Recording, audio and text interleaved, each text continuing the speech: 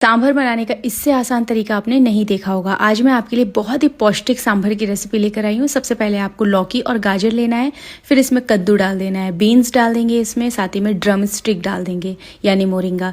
इसमें हम प्याज टमाटर सबको ऐसे ही डाल देंगे, ज़्यादा आपको चॉपिंग की ज़रूरत नहीं है। फिर इसमें हम डाल देते हैं अदरक और लहसुन, इसी साथ इसमें हरी मिर्ची डाल देंगे काट कर, और इसमें तूर की दाल डाल देंगे धोकर।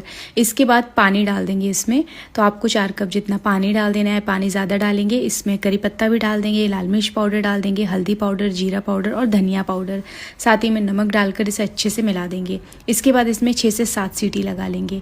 अच्छे से सारी चीज़ें जो है मैश कर लेंगे, गैस को ऑन करके इसे थोड़ा सा गाढ़ा कर लेंगे। इसके बाद तड़के में हम घी डाल देंगे या ऑयल डाल देंगे, और इसमें सरसों के दाने, करी पत्ता, हींग डाल देंगे थोड़ी, साथ ही में कश्मीरी लाल मिर्च पाउडर डालकर ये तड़का लगा देंगे और अच्छे से मिला देंगे। साथ ही में 2 चम्मच इसमें इमली का रस डाल देंगे। बहुत ही टेस्टी और पौष्टिक सांभर